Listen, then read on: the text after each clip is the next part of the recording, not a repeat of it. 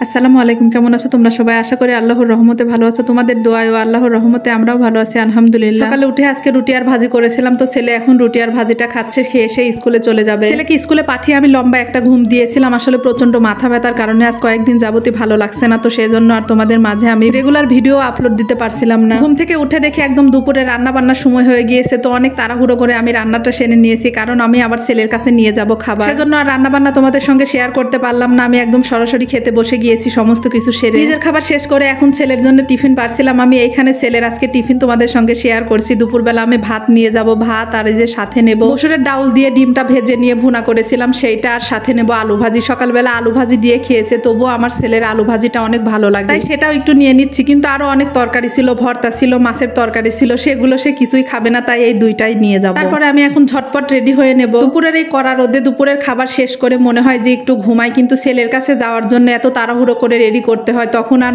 মনে হয় যে একদম অবস্থা খারাপ হয়ে যায়। তারপরে কি আর করা, শুধু আমার একার তো না, অনেক মায়েরা আছে এমন কষ্ট করে ছেলে মেয়েদের পিছনে। যেদিনই একটু দেরি হয় আমি সেদিনই ভাবি যে গাড়ি পাবো না, কিন্তু আজকে আমার ভাগ্যটা ভালো ছিল। রাস্তায় বের হতে আমি গাড়ি পেয়ে গিয়েছিলাম একটা, তাও সিএনজি। সেই কারণে আমি একদম সঠিক টাইমে এসে পৌঁছে গিয়েছিলাম স্কুলের গেটে। তারপরে আমি ভিতরে ঢুকে গেলাম, কারণ আমার ছেলে এখনো বেরই হয় নাই। আজকে আবার 10 মিনিট আগেই ছুটি দিয়ে দিয়েছে, কারণ খেলা হচ্ছে, যে এখানে খেলা হচ্ছে আর ওই পাশে বসে আমার ছেলে খেলা দেখছে। তারপরে কোচিং এ এসে ছেলেকে খাইয়ে দিয়ে আমরা অনেক গল্প গুজব করে এখন আবার কোচিং শেষে সব ভাবিরা আর 10টা বাচ্চা মিলে আমরা এসেছি এখন জার্সির দোকানে, কারণ জার্সি সবাই বানাবে একই রকম, স্কুল থেকে। জার্সির দোকানে এসে আমি দেখছি এখানে ভিউজ পরিমাণ জার্সি ছিল, কিন্তু আসলে আমরা সিলেক্ট করে এসেছিলাম কোনটা নেব। তো ওরা বলছিল যে এখানে আমাদের অনেক খরচ পড়ে যাবে, তো অন্য একটা জায়গার ঠিকানা দিয়ে দিচ্ছিল, ওইখানে গেলে সবার সাধ্য সামর্থ্যর মধ্যে হবে। সেইখানে যাওয়ার উদ্দেশ্যে আবার হাঁটা শুরু করে দিয়েছি। রাস্তার পাশে আমি এখানে দেখতে পাচ্ছিলাম, এখানে ভ্যানে দেখো না সব শাক বিক্রি করছে, সাথে শাপলা। তার পাশে আবার ভ্যানে একজন ফুল মামা বিক্রি করছিল এই ফুলগুলো সব। এই ফুলগুলো দেখে আমার মনে হচ্ছিল একটা একটা করে সবগুলো নিয়ে নিই, ইনশাল্লাহ আমি একটা একটা করে একদিন সবই কিনে নিয়ে আসবো। তারপরে সব ভাবিরা দেখি অনেক দূর এগিয়ে গিয়েছে, কারণ আমি ভিডিও করতে লেগে গিয়েছিলাম। আমি আবার একদম দৌড়ানো বাদ, শুধু অনেক দ্রুত গিয়ে তাদের সাথ ধরলাম। একটা ঠিকানা খুঁজতে যে আমাদের আজকে এত সময় লেগে যাবে আমরা আসলে বুঝতেই পারি নাই।